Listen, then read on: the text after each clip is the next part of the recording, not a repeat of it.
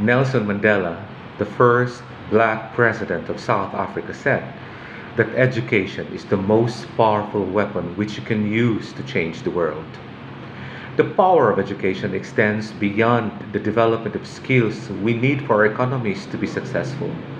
It can contribute to nation building and reconciliation. A good head and a good heart are always a formidable combination. Today, we celebrate the graduation ceremony of Negros Oriental High School. To the principals, the august members of the faculty and staff, dear graduates, parents, ladies and gentlemen, good day. In 1991, I also stepped out from this institution. This was 30 years ago, where the major problem of the world was the eruption of Mount Pinatubo because it triggered the lowering of global temperatures to 1 degree. Of course, there were notable accomplishments made by humanity. One of these is the Hubble telescope launching. The world population was at 5.4 billion and the Philippine population was at 62 million. I remembered there were 900 of us wearing our togas. We lined up at the Capitol area for our processional. It was a great moment to remember. But today, the world has drastically changed due to a health crisis.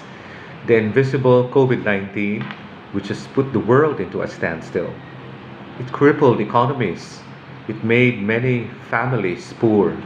And our governments have to decide on stricter lockdowns. You were very disappointed. I was also very frustrated because of these lockdowns. And your kind of education has also been disrupted, and thus your graduation has also become virtual. School year 2020-2021, our weak educational system has been a playground for politicians and have become weakened due to the decisions to change the modality of learning from face-to-face to modular or online. This has a very serious effect on the quality of our education, and this has a negative impact on our future as a nation. In 2018, 2019, and 2020, we have been ranked lowest in math, English, and science by World Education Assessors. And recently, the World Bank has announced the education crisis in our country.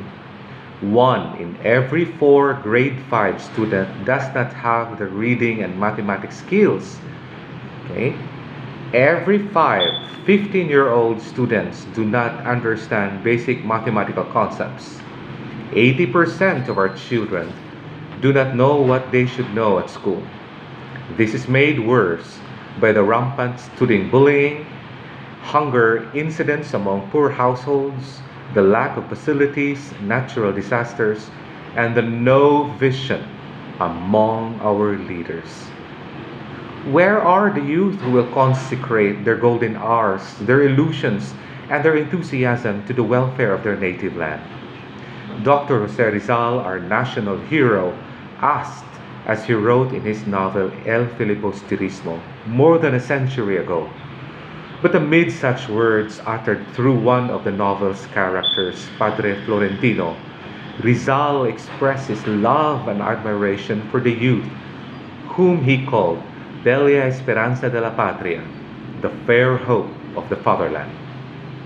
And just as Rizal believed in the youth's potential for nation building in the 19th century, as chair and founder of Saceda Youth League, I also believe that through our youth we see the future of our country, and through their good deeds we prosper as a nation.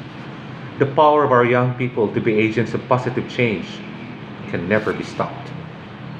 28 years ago, I was an exchange scholar to the International Christian University in Tokyo, Japan. In that same year, I was a delegate to the 4th United Nations Conference in Stockholm, Sweden. This was 28 years ago, fired by the protest songs of the legendary Bob Dylan and the ballads of John Baez.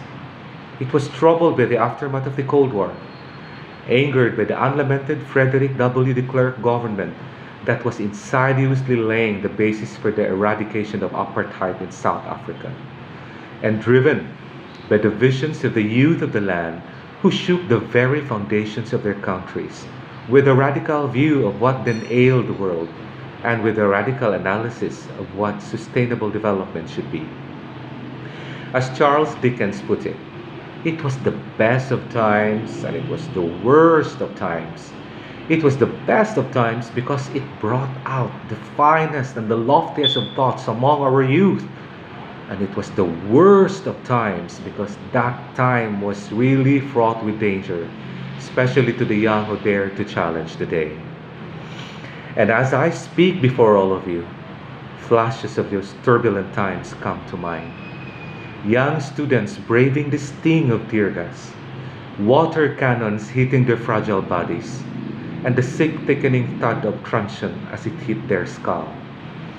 I saw my generation of young people, not only in Japan, but as well as in Europe, in Africa, in protest, with fists clenched, armed with nothing but the force of their conviction and the intensity of their passion that they shall overcome. And although those times are now part of my checkered history, it is just well that the two generations of young people are being here today. The generation of young people represented by me and the generation of young people represented by all of you. We are at the crossroads of a troubled generation. Now, the sad thing about our weakened education is that it is continuously being weakened. Our educational system is cultural, it is based on fear, it is based on popularity, and it is tolerant. And because it is your graduation today, I challenge all of you to reboot your minds and hearts. Education is still the most powerful tool to resolve all our conflicts. You must protect your right to education. You must have all the intelligences, skills, the values in order to make a difference in your families, your communities, and our country. The youth must stand up to these challenges because you will become the next leaders in life. I know your skills, your minds, and your body shall run. It will stagnate, die, lest you put them to good use. But I know you have unlimited potentials. Only a portion of your brains you employ, and a paltry of your nerves you will flex. But 100-fold or more shall you increase the accomplishments of yesterday, and that I want you to do beginning today. I challenge you to continue to read, to continue to learn other skills, to continue to explore and surf the World Wide Web in your fingertips, to make you a better and conscientious human being. Do not be content for being a blessing in your family, but strive to become part of the solutions to the many problems we have. Be like Greta Thunberg from Sweden, who voiced out against climate change. Be like Malala Yousafzai from Pakistan, who was shot by the Taliban because girls in her hometown are not allowed to go to school. Be like Grace Padaka, who proved that no disability, when greatness of spirit is applied, can be a hindrance to one's ability to change the world for the better. Be like Mayor Vico Soto of Pasig City, with a platform focused on public consultation, data-driven governance, and a universal health care in the city, which prioritizes housing programs, easier access to education, and cracking down on corruption. You see, each society in this world is creating heroes. Even here at Negros Oriental High School, it creates the hero in each of you. Every hero needs teachers, and every society needs heroes. Every society has them, and the reason we don't often see them is because we don't bother to look. There are two kinds of heroes being developed here at NOHS. Heroes who shine in the face of great adversity, who perform an amazing feat in difficult situations, and heroes who live among us, who do their work unceremoniously, unnoticed by many of us, but who make a difference in the lives of others. So, dear graduates, congratulations. Mortal I know I am, short-lived, But whenever I watch the multitude of stars at night, I feel I no longer tread this world, but I rise to peace with our gods. To the teachers, to the parents, congratulations, and to graduates, the world is waiting for your intelligent mastery. Carry on.